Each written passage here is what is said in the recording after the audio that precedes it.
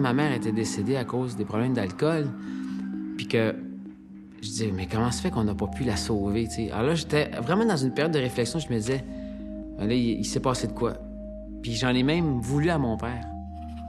Je me rappelle avoir écrit une liste là, de reproches, puis écoute, là, de règlements de compte pratiquement avec mon père. Pourquoi t'as fait ci? Pourquoi t'as pas fait ça? Qu'est-ce qui s'est passé? Puis là, je voulais le confronter.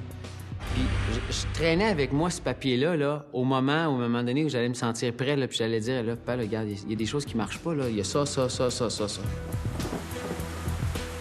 Jusqu'en 98, donc 7 ans après m'être retiré de la relation.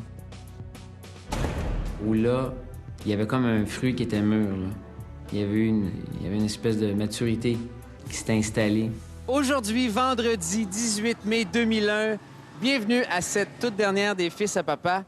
Que d'émotions, que de moments on va vivre dans cette prochaine heure avec vous, qu'on va vous partager. Il y a plein de surprises.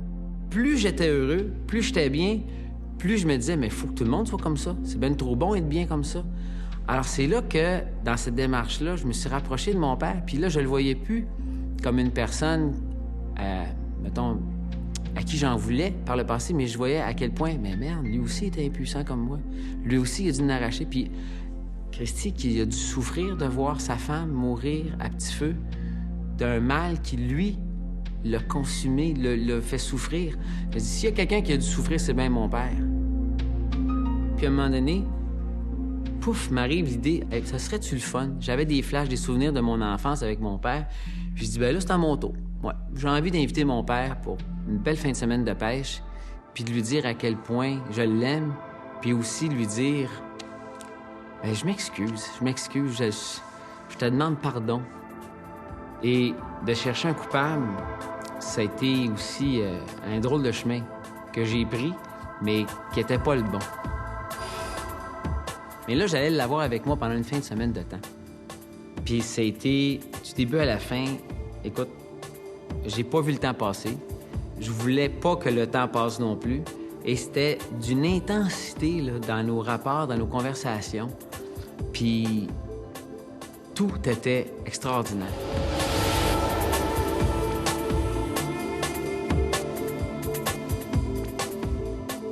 M'excuse d'avoir été pas toujours correct avec toi, de t'avoir jugé, puis d'avoir été... de m'être éloigné à un moment où j'ai peut-être aurait eu besoin que je sois plus là, quand il était en Europe, quand maman commençait à être malade. Je m'excusais de m'être éloigné, parce que c'est pas lui qui s'est éloigné de moi, c'est moi qui suis éloigné de lui. C'est moi qui ai pris une distance. C'est là, on se parlait d'égal à égal, et qu'en même temps, là, j'ai vu à quel point il s'était ennuyé de notre relation, puis qu'il en avait besoin aussi, lui aussi, de cette relation-là.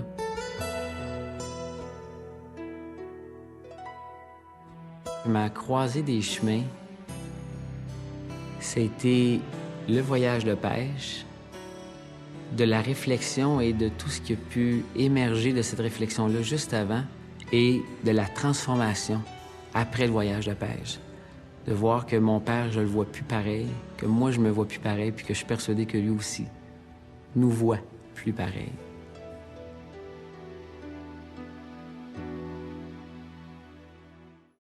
Mère Teresa, de par ses citations, de par son œuvre, qui dit « Ne laissez jamais quelqu'un venir à vous sans qu'il ne reparte meilleur et plus heureux. » Ça, là, je me l'ai dit tous les jours et je suis persuadé que ça conditionne mon attitude aussi à tous les jours de par la façon que je vois les gens et que je me laisse toucher par les gens. Quand moi, je me suis senti prêt dans ma vie d'aller donner du temps comme bénévole dans différentes ressources, écoute, il n'y en a pas juste une, les 4 sont venus vers moi. Les enfants handicapés avec le défi sportif, les ados en thérapie ici avec le Grand Chemin, dans le temps c'était le Centre Jean-Lapointe, le camp, faire de l'accompagnement auprès des enfants en phase terminale, puis l'éclaircie à Québec. Ça, c'est mes 4 causes. L'éclaircie, c'est pour les troubles alimentaires. Les 4 causes, quand je me suis dit, là, j'ai envie de donner, je me sens prêt, sont arrivés en dedans d'un an, les 4.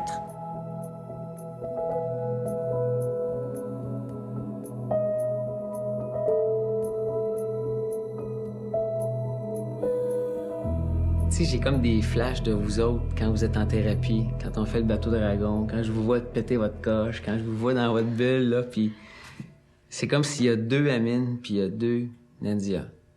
C'est fou comment... Il y a comme un miracle, là. J'ai plus souvent sourire qu'avant. Avant, j'étais enfermée dans ma chambre, tu sais, je faisais rien, là. Puis, tu sais, ça m'a donné un coup de sortir d'ici, là. J'ai appris à vivre ici, sérieux. D'avoir du plaisir ensemble, de pouvoir vous montrer à quel point que c'est possible d'être heureux, de se péter à la face à jeun, d'avoir du plaisir à jeun. Tellement de monde dans la rue qui consomme plus tout, puis je les vois, puis je me dis, j'étais comme eux, tu sais. Là, j'ai une belle vie, j'ai ma famille, j'ai mon petit frère, tout ce qu'il faut, là. Je trouve que tu donnes beaucoup de ton temps pour les jeunes, là. Beaucoup de ton temps. Puis, pourquoi apprécier ça, puis... Il n'y a pas beaucoup de personnes dans la rue comme toi, là. Amine, Nadia, pour moi, c'est des jeunes qui m'inspirent par leur détermination, leur courage, leur cheminement, leur très grande humilité. Pour moi, c'est des maîtres. Je trouve ça tellement beau de vous voir. Excusez-moi. Vous m'avez fait pleurer tous les deux à votre cérémonie de départ. J'étais tellement touché de vous voir. De voir d'où vous venez, où vous êtes rendu, puis d'avoir accepté de venir aujourd'hui. Ah, je trouve ça écœurant. Je trouve ça tellement beau.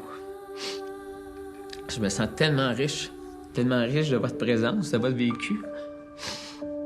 Merci beaucoup. Merci à toi. Je dis tellement souvent, dans le fond, c'est qui accompagne qui, là? Eux autres, ils continuent de m'accompagner. Ils m'ont accompagné tout le long que j'étais avec eux dans leur vie, qui continuent, eux, de m'accompagner dans mes réflexions, dans ma vie au quotidien, dans ma conscience d'être privilégié. Ils ont enlevé le garage complètement? On a creusé une piscine, c'est là que vous vous êtes amusé beaucoup.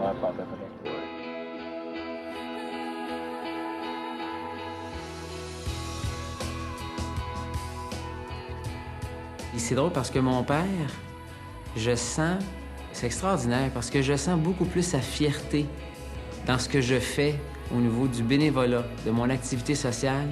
Je le sens, en tout cas, il me le dit, qu'il est très fier de moi, plus que dans mon travail. Il me le dit en masse, mais c'est peut-être moi qui trouve plus important qu'il reconnaisse ma démarche spirituelle ou sociale plus que ma démarche professionnelle. Alors, tu sais, c'est comme cette vie-là qui te donne une deuxième chance d'être en paix avec ton père, d'être en paix avec toi, puis d'être dans l'urgence de vivre. Faut pas attendre, là. Faut pas attendre que quelqu'un soit sur son lit de mort avant de dire que tu l'aimes ou que tu lui demandes pardon. C'est tout de suite. Alors, je me trouve tellement chanceux de pouvoir vivre ça, puis même de le partager aux gens. Ça, c'est un cadeau, tu sais. J'ai vécu un immense cadeau. J'ai reçu un cadeau. Si moi, par mon partage, je peux aider les gens à faire ce genre de rapprochement-là, parce qu'il est jamais trop tard. Je souhaite à tout le monde de vivre ça. Je souhaite à tout le monde de pouvoir vivre ce moment-là, même si ça dure 5 secondes. Ce moment de paix-là, avec quelqu'un avec qui tu as pu avoir un froid. Tu sais, un gros morceau de casse-tête de placer, là.